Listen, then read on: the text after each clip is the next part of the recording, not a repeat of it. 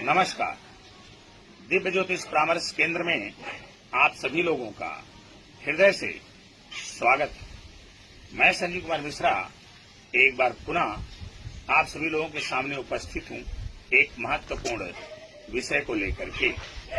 जैसा कि आप सभी लोग जान रहे हैं, इस समय पितृपक्ष चल रहा है और पितृपक्ष में अपने पूर्वजों को, अपने पितरों को मनाने का, उनकी सेवा करने का बड़ा ही अच्छा अवसर प्राप्त होता है।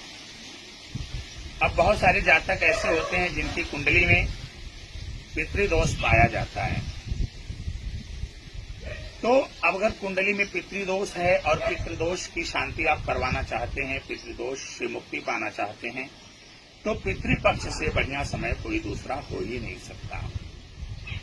तो सबसे बड़ा सवाल ये उठता है कि हम कैसे जानेंगे कि हमारी कुंडली में पितृदोष है। देखिए, कुंडली में शनि, राहु, केतु और मंगल, ये चार प्रमुख ग्रह ऐसे हैं, जब ये किसी भी अन्य ग्रह के साथ युति में आते हैं तो कहीं न कहीं पितृदोष का संकेत करते हैं। उसके बाद कुंडली में कुछ भाव ऐसे हैं जहां पे कुछ ग्रह अगर अकेले बैठ जाएं तो भी पितृदोष का निर्माण कर ही देते हैं। अब जैसे नवम भाव है, नवम भाव में अगर बुध बैठ जाए, शुक्र बैठ जाए, शनि बैठ जाए, राहु बैठ जाए, ये सारे ग्रह अगर बैठ जाएंगे तो पितृदोष का निर्माण होगा। बुध और चंद्रमा के बैठने पर भी पितृदोष का निर्माण होता है। तो बहुत सारी चीजें हैं, उसकी चर्चा किसी दिन विधिवत हम करेंगे। लेकिन अगर आपने अपनी कुंडली को किसी ज्योतिषी से दिखवाया हुआ है तो आपको पता होगा, उन्होंने बताया होगा कि आपकी कुंडली में पितृदोष है कि नहीं है। और यदि आप, जैसा कि हमने अभी कुछ लक्षण बताए हैं पितृदोष के, इस तरह से कुछ भी अगर आपकी कुंडली में दिखाई देता है तो यह मान करके चलिए कि आपकी कुंडली में पितृदोष बना हुआ है। जाने अनजाने में भूल चूक से किसी कारणवश पितरों का जब अपमान होता है तो वह वंशानुगत प्रत्येक पीढ़ी में परिलक्षित होता है, वो पितृदोष आता रहता है।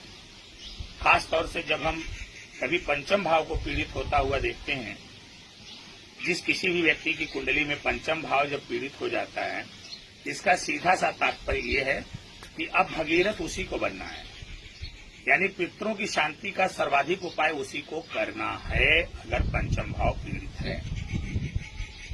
जब किसी भी जातक की जन्म कुंडली में पितृदोष बनता है तो ऐसा जातक या उस जातक का जो परिवार है वो बहुत ज्यादा परेशान रहता है। नाना प्रकार के संगतियों का सामना करना पड़ता है। धन हानि होती है, परिवार में आपसी कलह होता है, वृद्धि विकास नहीं हो पाता, बिजनेस व्यापार नहीं चल पाता है, नौकरी नहीं लग पाती, नौकरी में नाना प्रकार की रुकावटें आती हैं, वैवाहिक जीवन भी डिस्टर्ब रहता है, एक्सीडेंटल घटनाएं, आकस्मिक घटनाएं भी होती रहती हैं। कुल मिलाजुला के संक्षेप में कहा जा सकता है कि यदि आपकी कुंडली में पितृदोष बना हुआ है तो ये तय मानकर के चलिए, आप लाख उपाय कर लें, लाख प्रयास कर लें, लाख रत्नों को धारण कर लें, लाख मंत्रों का जाप कर लें, कुछ भी कर लें, लेकिन जब तक पितृदोष से मुक्ति आपको नहीं मिलेगी तब तक आपका जीवन सुखी, समृद्ध और खुशहाल नहीं हो पाएगा। आपने देखा होगा, बहुत सारे लोग बहुत सारे रत्न धारण करते हैं, बहुत सारे मंत्रों का जाप भी करते हैं, बहुत सारा पूजा पाठ करते हैं, बावजूद इसके उनके जीवन में कहीं न कहीं संकट बना हुआ है। तो इसका सर्व प्रमुख कारण होता है आपकी कुंडली में बना हुआ पितृदोष। किसी भी एक व्यक्ति की कुंडली में अगर पितृदोष बना हुआ है तो घर में संपूर्ण सदस्य जो हैं पितृदोष से परेशान रहते हैं, कहीं न कहीं पितरों की नाराजगी को झेलना पड़ता है। अब ऐसी स्थिति में पितरों को शांत करने के लिए, पितरों को प्रसन्न करने के लिए हमारे भारतीय संस्कृति में, खासतौर से हिंदू संस्कृति में 12वें महीने में एक पक्ष आता है जिसे हम कहते हैं पितृपक्ष।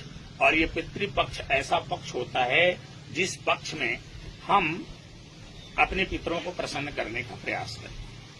अब पितरों को किस प्रकार से प्रसन्न किया जाता है, इसके बहुत सारे उपाय हमारे वैदिक शास्त्रियों ने बताए हुए हैं। अमावस्या का दिन भी बड़ा ही महत्वपूर्ण होता है। पीपल की सेवा करने से भी पितृदोष का शमन होता है। बहुत सारी चीजें हैं जिसकी चर्चा हम इसी पितृपक्ष में लगातार आपके बीच में करते रहेंगे और ये दावा करते हैं कि आपके जीवन में चल रहे पितृदोष को कहीं न कहीं शांत और शमन करने का प्रयास अवश्य आपसे करवाएंगे। आज हम आपको एक बहुत ही रामबाण कारगर आजमाया हुआ अचूक उपाय बताने जा रहे हैं। कम से कम पितृपक्ष में अगर ये उपाय आप कर लेते हैं तो निसंदेह आपको पितृदोष से मुक्ति मिलेगी। वैसे पितृपक्ष में गया में जाकर के श्राद्ध करवाने का भी बड़ा महत्व है और लोग जाते भी हैं। तो बहुत सारी चीजें हैं, बहुत सारे जप दान पूजा पाठ इत्यादि इत्यादि हैं जो पितृदोष के लिए किया जाता है। उसके अलावा 15 दिन तक किस तरह से पितरों की हम सेवा करते हैं, अपने घर में जल इत्यादि तमाम व्यवस्थाएं करके करते हैं, वो सबके घर में होता है, सभी लोग अच्छे से जानते हैं। एक जो छोटा सा उपाय लेकर के आए हैं हम यहाँ पर, अगर उस उपाय को आप कर लेते हैं तो निसंदेह ये तय मान करके चलिए कि आपको पितृदोष से मुक्ति मिलनी ही मिलनी है और जबरदस्त चमत्कार भी आपको देखने को मिलेगा। बस आप श्रद्धा और विश्वास पूर्वक इस उपाय को कर लीजिए।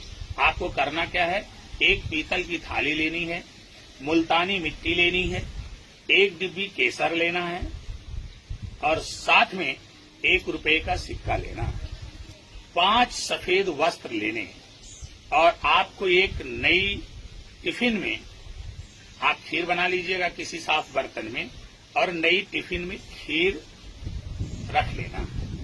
ये सारे सामान लेकर के आप किसी मंदिर में चले जाइए और वहां पर कोई ब्राह्मण पुजारी है उसको दान कर दीजिए और खीर खिला दीजिए।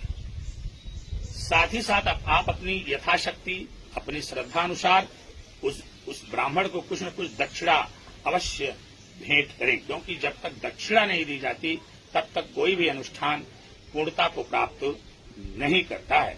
तो किसी बृहस्पतिवार के दिन, बुधवार को आप सारा सामान खरीद लीजिए, बृहस्पतिवार के दिन ये सारी व्यवस्था करके आप किसी मंदिर में जाकर के मंदिर के ब्राह्मण पुजारी को ये सारी वस्तुएं दान कर दीजिए। आप देखेंगे आपके जीवन में जबरदस्त चमत्कार होगा और आपको पितृदोष से मुक्ति अवश्य मिलेगी।